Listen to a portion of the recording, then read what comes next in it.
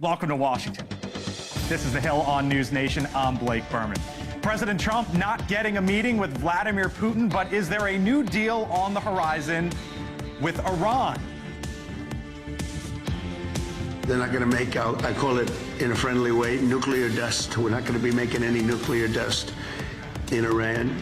And we've been strong. I want them to succeed. I want them to end up being a great country, frankly, but they can't have a nuclear weapon. That's the only thing. It's very simple.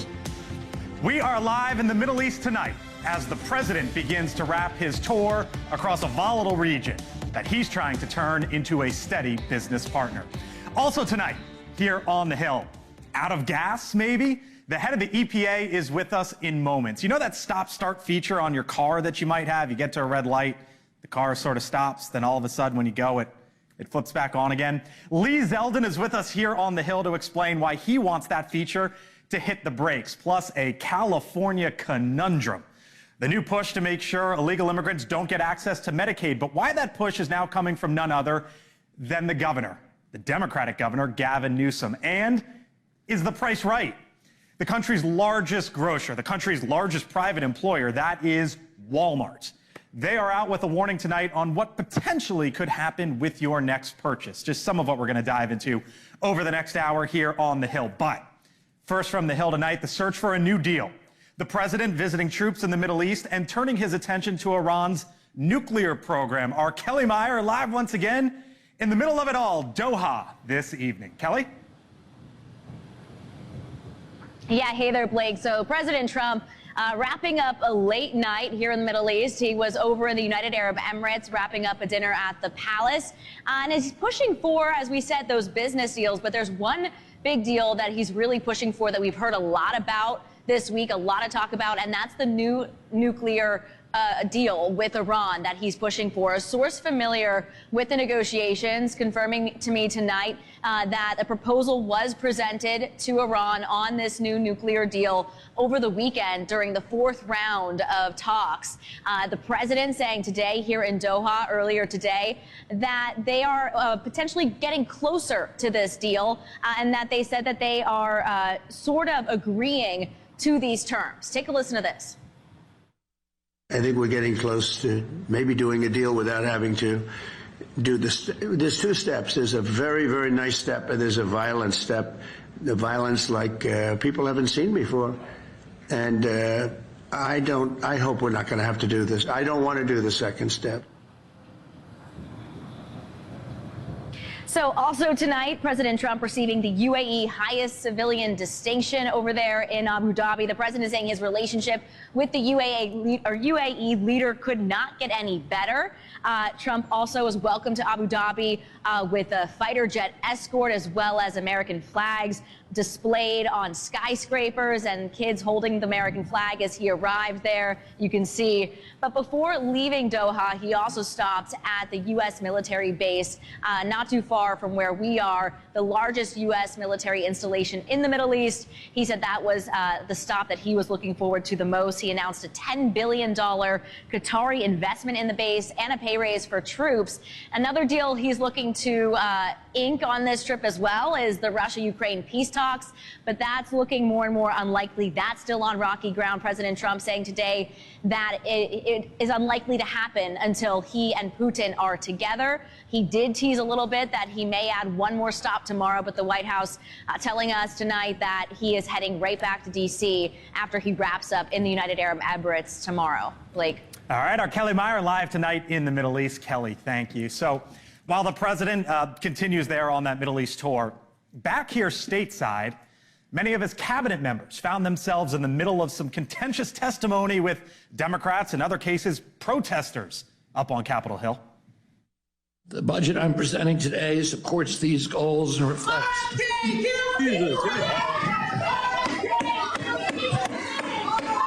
Is it doctored or not doctored? The thing that's important to remember is that every single time a case is built... Madam Secretary, I have a 7-year-old, a 6-year-old, and a 3-year-old. I have a bullshit detector. I'm just asking you, is this doctored or not doctored? And over the past 2 days, the EPA Administrator Lee Zeldin was one of those who went up to the Hill. The EPA and the administrator there making the case as to why the budget for his department in the upcoming year should be cut by give or take half, making it potentially the smallest EPA budget in 40 years. But Zeldin also made some news this week before he even got up before the testimony by announcing that the EPA is, quote, fixing the automatic stop-start vehicle technology in vehicles that reduces emissions. Zeldin saying, quote, everyone hates it.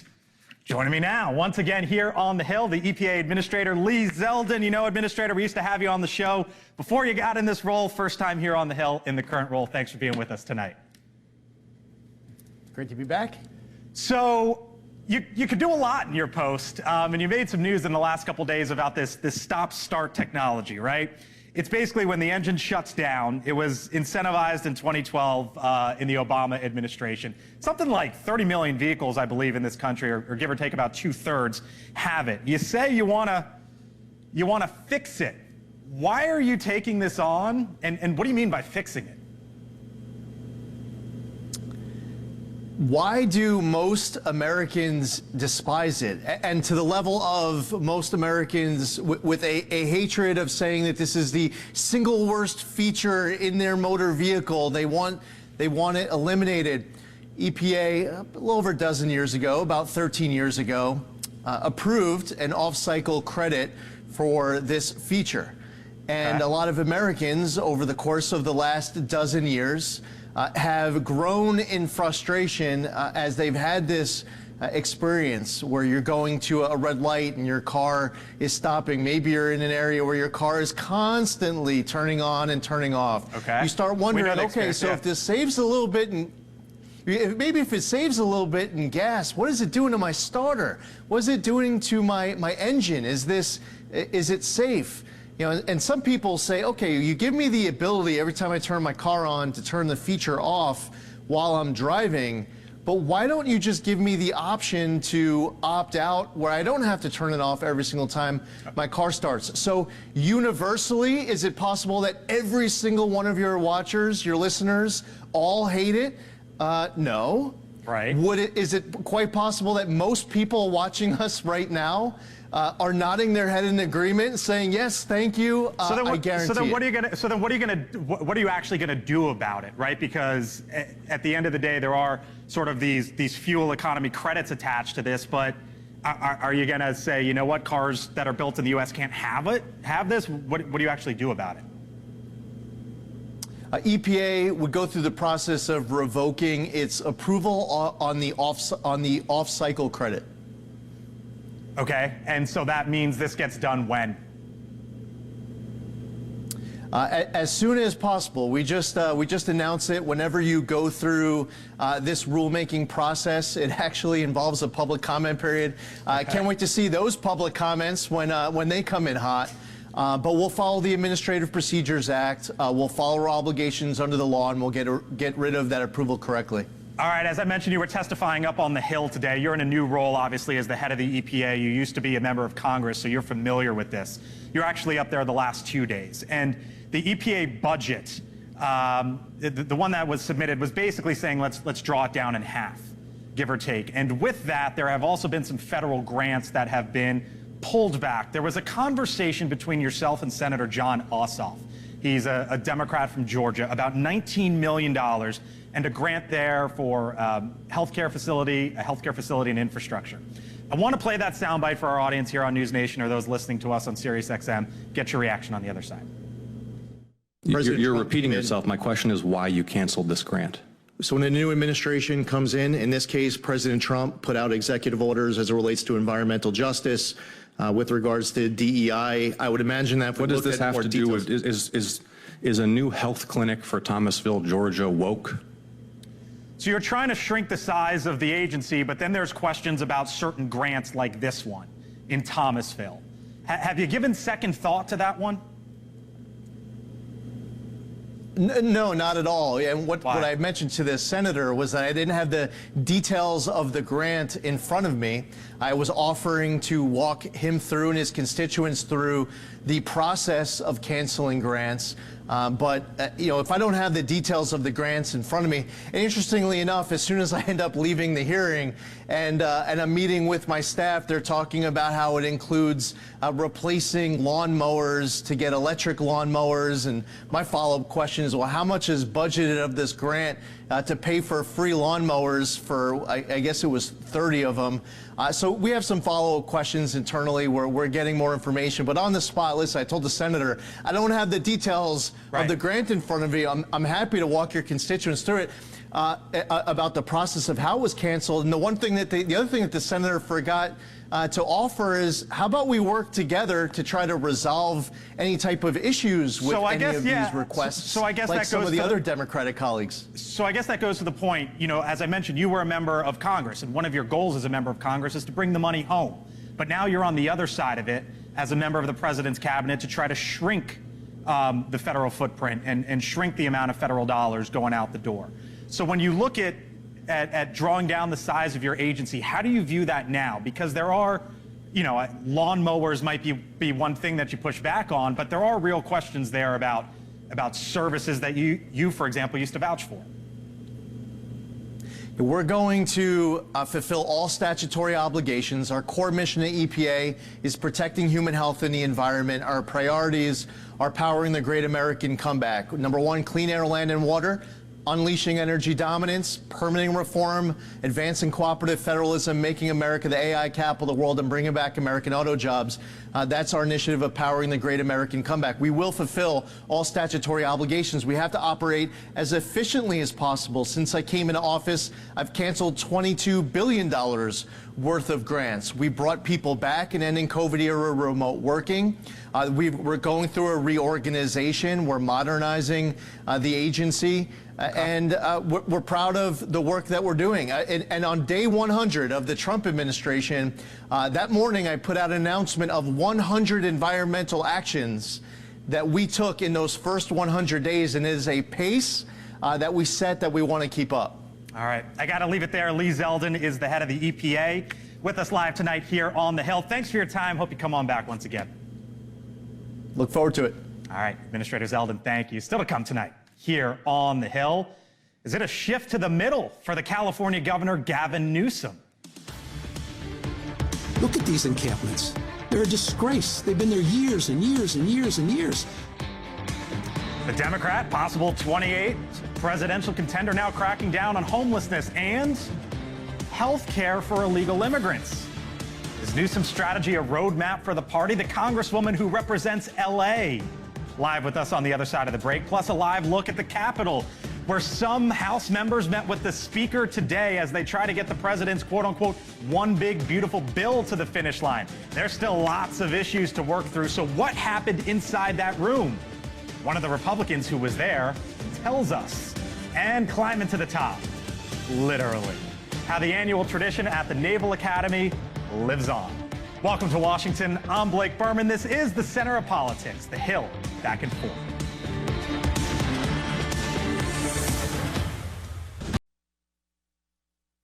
On NewsNation, is the California governor Gavin Newsom continuing his march to the right, or maybe the march to the center? His latest move, pausing free health care for eligible undocumented immigrants. The governor also got heated this week as he called on the state's local governments to clear the homeless encampments that have been an issue in California for years. How do people get reelected? Look at these encampments. They're a disgrace. They've been there years and years and years and years. I've heard that same rhetoric for years. People are dying. I'm sick and tired of all the barriers and all the BS. So is he creating the blueprint for how Democrats can take back the White House, maybe the House, in 2028? Or are more progressive leaders like Alexandria Ocasio-Cortez the future? With me now, the Democratic Congresswoman from the state of California, Sydney Comlinger-Dove, back with us once again here on The Hill. Always nice to see you. Good to see you too. Your governor's making some news. All the time. Your side of the aisle. So the idea is freezing enrollment for undocumented immigrants in the state's Medicaid system, that's Medi-Cal, as soon as January, or if those illegal immigrants want to stay in, they'd have to pay $100 a month. That's moving to the middle, that's moving to the right, however you want to describe it. Do you support that? Well, I think that everyone deserves access to health care. I also believe that if they don't get health care in the beginning, it will be far more expensive for the state when they end up in urgent care or a hospital in the end when they are sick without insurance. I also think we are looking at a governor that is trying to balance a state budget. We're looking at a $12 billion deficit, and he used to have an ally in the federal government, and now he has an adversary. We have not gotten aid, federal aid. You know, we are seeing federal funding cut. We are seeing workforce cut because of the money we're not getting from the federal government. So he's making tough decisions. So he is taking on Trump in one aspect, right? But here's some of the other things that he's doing. Obviously, I just mentioned the proposed pause on Medicaid, the push to ban homeless encampments. You heard him there. The opposition to men and women's sports and his criticism of quote unquote cancel culture. What's he doing here? I think he is meeting voters where they are. I think he is recognizing that the Democratic Party is a big tent party, and there are lots of Democrats that define their D in all kinds of ways. Is he meeting Democrats where they are, or is he meeting Democrats, independents trying to reshape this as he runs for president where they are? Well, he hasn't called me to tell me that he's running for president. Right. But we are in a moment where we need to be talking to everyone, Republicans, independents, and Democrats. Why? Because we're all living in this country together, and we all know someone that's on Social Security or Medicaid or Medicare. We all know someone that is being impacted by these tariffs. We all know someone that is looking for work and finding it harder and harder to get one, especially the young people who are getting ready to graduate. So, Republican, Democrat, Independent, you're asking those questions, and I applaud him for answering them. Okay. And meeting people where they are. Other coast, but talking about one of your colleagues. This was Mike Lawler. He's a Republican in New York, talking about the dynamic among Democrats in that state. Watch. AOC will absolutely kick his in a primary. She is the leader of the Democratic Party in this moment. The fact is, she has tapped into the base of support within the Democratic Party, and you see the juxtaposition between her and Chuck Schumer. I'm writing a strongly worded letter. Oh, sit the down, Chuck. It's time. Some strong language there, but what about the overall point with Congresswoman Ocasio-Cortez? Is she the leader of the party right now, for lack of a better term? Well, the one point is he thinks he's funny because he's trying to run for governor of New York. So there may be that. Okay, I asked him about it earlier this week. He said we'll learn next month. Well, he should work on that. The other thing is good for the Democratic Party for saying we have lots of fresh faces, new faces that are leaders in the party. But is she the face? She's a face. She's a great face. She's a face that has been commanding large audiences where she's been going. She is a face and a voice that is resonating. She's not the only voice. Okay. And we don't want I certainly don't want there to be only one voice. We have an opportunity to reshape this Democratic Party, and let's put as many leaders on the stage as possible. I saw a stat in your hometown. No, it's not. I mean, it's this. Your district is between Altadena and the Pacific Palisades. Yes, it is. Basically. I saw this, Congresswoman, LA wildfire recovery efforts in 2025. About 12,000 estimated damaged properties, 8 building permits issued so far. Mm-hmm. It's been about 125 days or so. And when you look at the numbers, I don't know how that's the case. Can you explain how that's the case and if that's acceptable right now with what's going on in your backyard? It's not acceptable. It is not acceptable that we have FEMA offices that are shutting down and FEMA workers that are being terminated that are not able to help my state. It is so are you suggesting it's Trump's fault? He should send us the money. We need the money. What about Karen Bass's performance? Karen Bass, I think, has been doing very well in talking to Los Angelenos, being out, working as quickly as she can to get rid of the red tape with City Hall, trying to accelerate applications. She's been doing all of that. So when does that number pick up? When we get our money. So Donald Trump, give us our money, because you know what? There are red voters and blue voters and independent voters who lost their homes. And California, like North Carolina and other states, deserve our disaster relief. So if I hear you correctly, you think the money has to come from the federal government and then that picks up? Yes. Nothing on Newsom or Bass? No, I think they're doing the best they can with what they have. And the fact of the matter is we have not been given what we deserve, what is warranted, because we're battling an administration that doesn't like California. We got to leave it there. You don't think he likes California? I think secretly he does love California. I mean, he came out, he had that nice moment with Gavin Newsom, whenever that was in January. He likes to be liked. Okay. All right. We'll leave it there. Congresswoman Kamala Jadov, thanks so much. Nice to see you as always. Still to come tonight here on the Hill, some big obstacles in the way for the president's quote unquote one big beautiful bill. There was a big meeting up on the Hill today involving the House Speaker. On the other side of the break, one of the folks who was in the room. And did you hear what Walmart could be doing about prices when the Hill returns?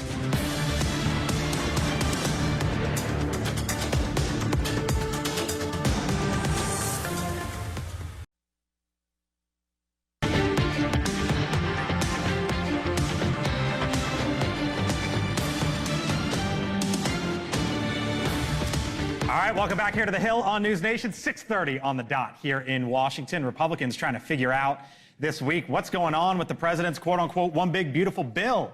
It includes many of the president's campaign priorities, including tax cuts. But some Republicans are balking over key parts of the draft, putting the bill's fate on thin ice, or at least lots of questions about it. For example, conservatives threatening to tank the legislation, saying spending cuts don't go far enough. Meanwhile, a group of New York Republicans, including Congressman Mike Lawler, drawing a red line over changes to the SALT cap. That's the amount of state and local taxes that you're allowed to deduct. They want a bigger deduction to help ease the burden of taxes in their states. And I've been very clear from the very beginning, if there was not a fix for SALT in the bill, I would be a no. This proposal by the Ways and Means Committee and the Ways and Means Chairman does not address the issue. Lawler's position caught the attention of Republican Congresswoman Marjorie Taylor Greene, who posted on social media, quote, "Now Mike Lawler is a no on Trump's big, beautiful bill because he won't accept a SALT cap increase. The rest of America doesn't want to and shouldn't have to make up the difference."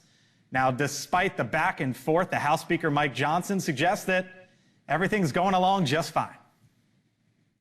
I think everyone will say it was productive and that we are moving the ball forward. Everyone has known that the SALT issue is one of the big ones that we have to resolve. We are still on path to pass this bill next week, to have it on the floor. That's always been the plan, and I don't see anything that would impede that right now. So I'm very encouraged after the meeting.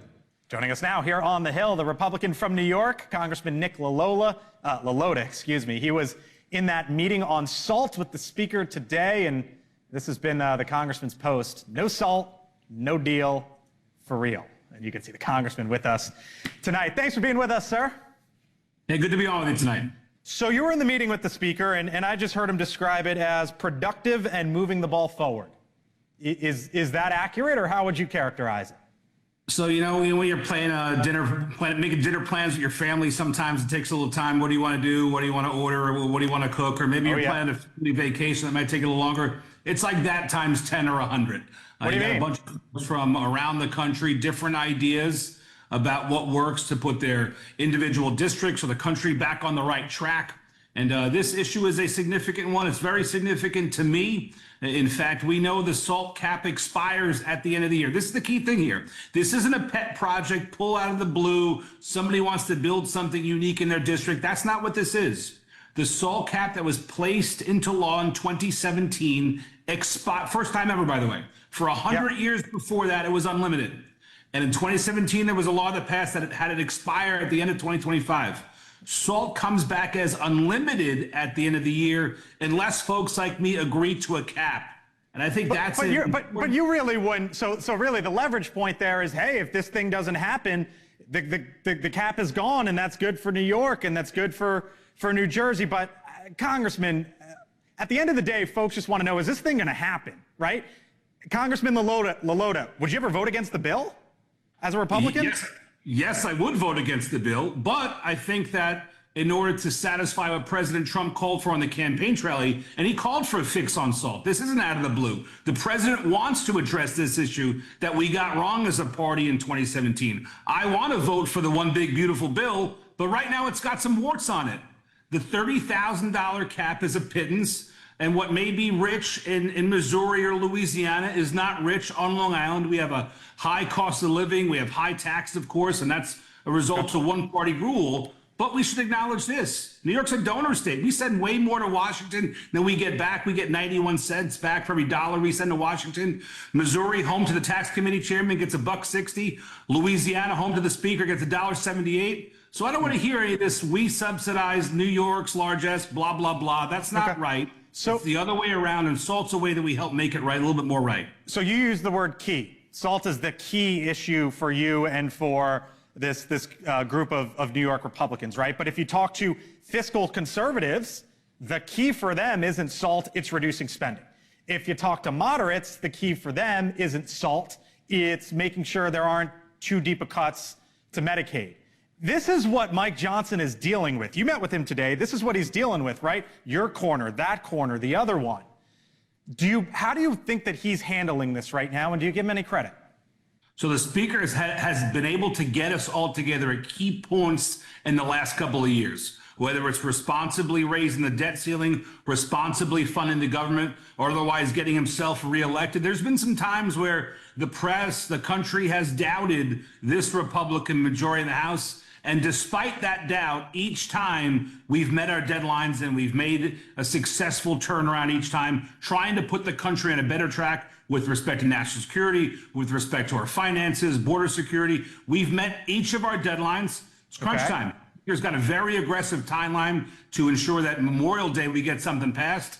And this is a numbers game. I recognize that different members have different priorities, but if the bill expires, we get SALT back at unlimited. $1.3 trillion is the value. We're not asking for it all. We're just asking for our fair share. And in fact, anything that we put at any cap we agree to, the rest goes into the pot as savings. You hear the passion there from Nick LaLota. He is the Republican from New York in the room with the speaker today. Hope you come on back, sir. I got a feeling this isn't the last we're hearing from yourself, Mike Lawler, and the rest. Appreciate it. Be good.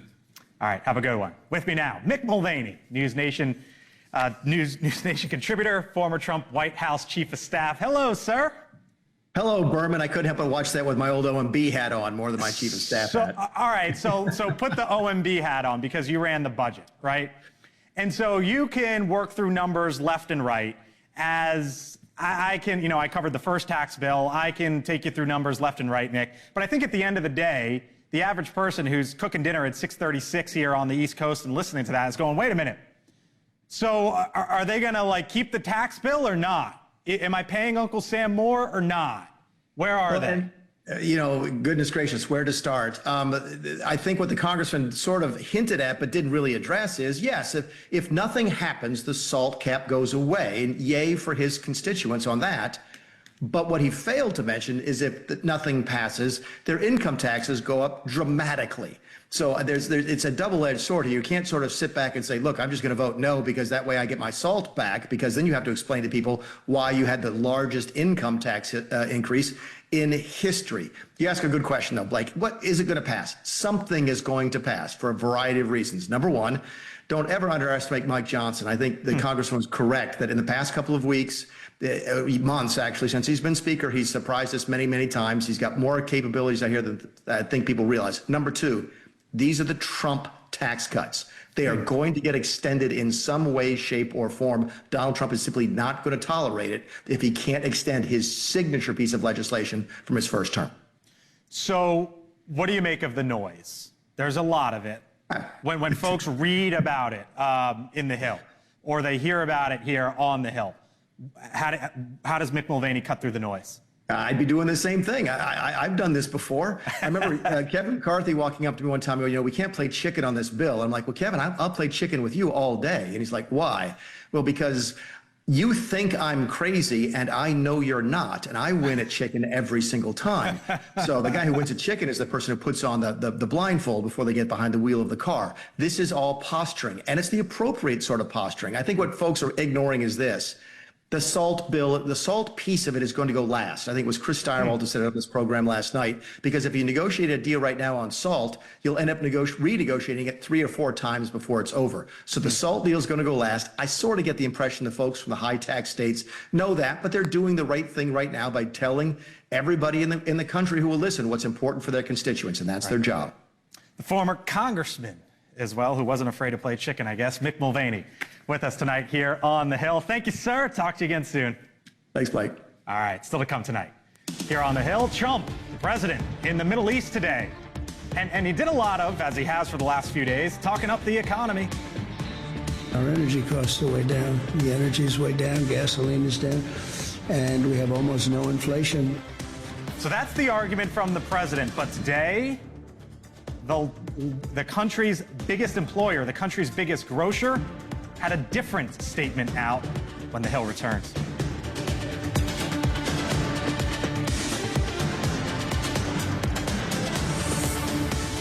Thank you for joining me here on NewsNation. No matter where you are, America's fastest growing, down the middle, unbiased, breaking news coverage is always at your fingertips. Download the NewsNation app or go to newsnationnow.com to learn how. All right, welcome back here to the Hill on NewsNation. President Trump wrapping up his Middle East trip, or at least most of it, in Abu Dhabi today. It follows the red carpet being rolled out for him in Qatar, a royal welcome from King Salman in Saudi Arabia, where the president brokered investments commitments that the White House estimates, give or take, will be a couple $1 trillion from the Middle East nations. And one of the biggest prizes, a multi-billion-dollar deal involving Boeing and Qatar Airways. It's the largest order of jets in the history of Boeing. That's pretty good. It's over $200 billion. But as the president is about to make his way home, this also awaits him.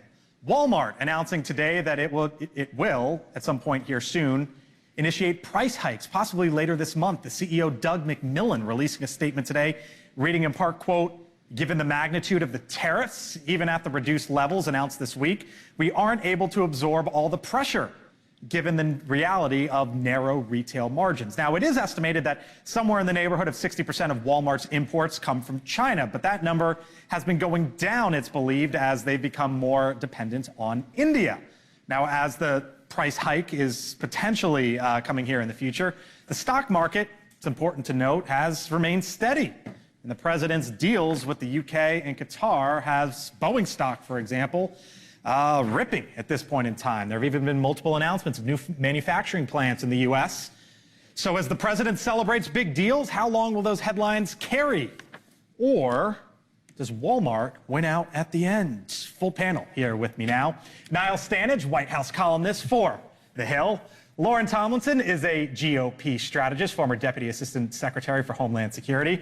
There is only one national political reporter for The Hill. You know her, she's Julia Manchester. And Naveen Nayak, president of the Center for American Progress Action Fund. Hello to you all. Hello. Thanks for being here. So you know where the sides are going to go, right? Those who love Trump are going to say, see, look at all the $1 trillion investments. And the other side that isn't supportive of Trump, they're going to say, see, look at what Walmart said today. But I don't think you can really look at one without the other, given the tariff policies, what he's trying to accomplish, and the reaction from that. So at the end of the day, Lauren, what kind of cuts through as the president will be on Air Force One tomorrow and heading back here stateside? Yeah, I think unfortunately for the president, the timing of these deals is lining up with earnings seasons. So Walmart was just the first. We're going to have Target, Home Depot, and Lowe's, all very customer heavy discount firms, right? American companies that are going to be reporting earnings, and they're going to all be saying the same thing. So Walmart was just the first to lead on this, but I expect that they're all going to get these investors all these questions from their investors, and they're all going to have to answer truthfully. You've seen a lot of these companies, stockpiling Chinese goods to get them through the next 3 months, and hopefully we won't have empty shelves in the fall, which is what they were really concerned about. But ultimately, if prices go up at all because of tariffs, that is going to be what breaks through. It's kind of like the eggs on steroids, right? Okay. So that is going to be a big problem for President Trump. These deals are all great. It is going to take years for these deals to come into fruition, and that's where the average American is going to trouble. Yeah, I feel like it's Groundhog Day for Democrats. Tried this, right? President Biden had huge investments. The CHIPS Act, the Inflation Reduction Act. You had companies building, creating huge investments. It didn't matter for the American people. Yes, it mattered. They tried to sell it. What mattered is what was the cost at the grocery store? What was the cost at the pump? Walmart, the largest employer in America, huge amounts of Americans, low-income Americans who shop there, they're going to feel that. So the president was asked a question about Russia and Ukraine. Let's roll it real quick, and I'll explain why on the other side. Are you disappointed in the level of the delegation that the Russians sent to Turkey? What would I be? We just took in $4 trillion, and he says, are you disappointed about a delegation? I know nothing about a delegation. I haven't even checked. Look, nothing's going to happen until Putin and I get together, okay? The point there is he was asked about, are you disappointed about something else? And he's like, why would I be disappointed? Trillions of dollars are coming in. Right. And we know that President Trump has been increasingly frustrated with Vladimir Putin, so he doesn't want to necessarily be asked about that. And also on top of that, you have a lot of members of the president's own party on Capitol Hill who have expressed a lot of concerns about some of these deals he's made abroad. And there was, of course, the Qatari jet. And, to Naveen's point, I think it's all about, what Americans are feeling. They're not necessarily going to feel those immediate effects of the deals he's making. But when it comes to Walmart, one of the biggest retailers in the United States, of course they're going to feel that. Niall, 21% of the groceries, this might surprise some here in the Acela corridor, 21% of the groceries in this country are sold at Walmart. It's almost as big as Kroger, Costco, and Albertsons combined. It is the largest private employer, 1.6 million employees, as many basically as Amazon and UPS combined. You talked about the big companies, 3, 4, and 5, UPS, Target, Home Depot. Some of those are going to be reporting. That's basically the employee base of Walmart. Yeah, absolutely. But it's not just about the employee base. To the discussion that we're all having, look, the Boeing deal with Qatar, that's good if you work for Boeing. There are a lot more people shop at Walmart than work at Boeing. And therefore, the effects of Walmart raising its prices, that hits so many people. 21%, according to you, with the hard data of people who buy their groceries. So that's always the danger, not just right now, but the danger of inflation generally. That's why inflation was such a political wound for President Biden. It hits everyone. What about the possibility that, you know what, if it's made in America, you're good. And Walmart, which came in and hammered a lot of Main Street, now maybe the pendulum swings back to those made in America small mom and pop shops. I don't honestly think it's as clear cut as that. I mean, look at the argument that is made about American automakers, for example. You just aren't American in isolation, generally speaking. Even if you're in a small business, some of your raw materials are coming from China. We have seen the moving down of the amount that you can buy from China without paying tariffs. So those kind of topics, I think, do have an across-the-board effect. Yeah. Well, I also think it is going to take so long for us to unwind the supply chains because of the global nature of the economy at this point, and also our over-reliance on China.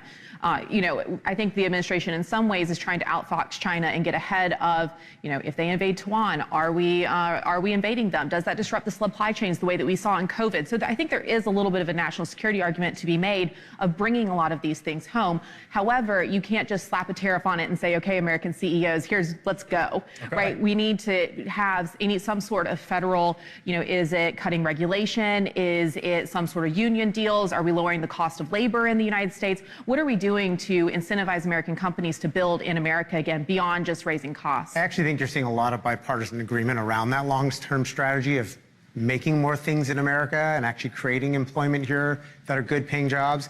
I think the problem for President Trump is twofold. One is that's not a short-term strategy, and you've got to bring the American people on. Second part is the approach is totally flawed. Why are we taxing groceries that we're never going to grow here? Why are we taxing things from China? There's not a strategy to try to make those things or grow those things. It's just this haphazard across the board, and the pain is immediate. We're seeing this a lot faster than I think the White House realized.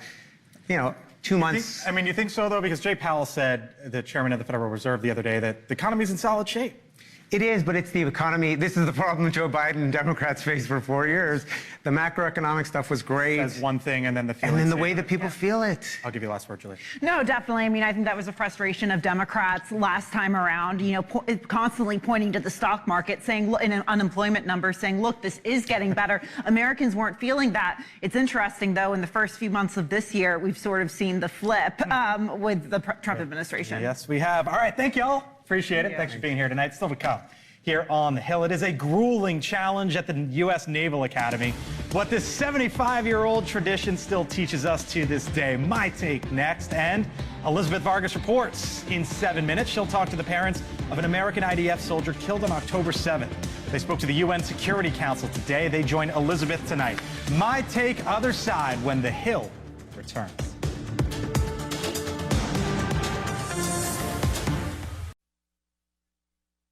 was papacy, and the Pope is already taking a meeting with a sinner. All right, that's the world's #1 ranked tennis player, Yannick Sinner of Italy, who is participating in the Italian Open, but made the time, as you might imagine, for the holy meeting at the Vatican yesterday. Pope Leo XIV, by the way, actually a tennis player himself, and he divulged that he would be up for a charity match. Pretty cool stuff there. All right, my take now. It is that time of year where the graduating class of 2025 gets its farewell message, sometimes with some pretty famous faces delivering commencement addresses. We've already seen several this year, for example, Derek Jeter, Roger Federer, Kermit the Frog even, giving words of wisdom. But I wanted to end the show tonight not with a message to the graduating seniors, but rather with a bit of news of a challenge that a certain group of freshmen took on yesterday. They call it the Herndon Climb, an annual tradition that dates back to the 1940s for the plebes at the U.S. Naval Academy in Annapolis. The challenge, hand and foot and shoulders and heads, as you can see there, to ascend up the greased 21-foot monument to Commander William Lewis Herndon, all while testing the freshman class's methods of collaboration, leadership, and resilience. And after 2 hours, the plebes got to the top.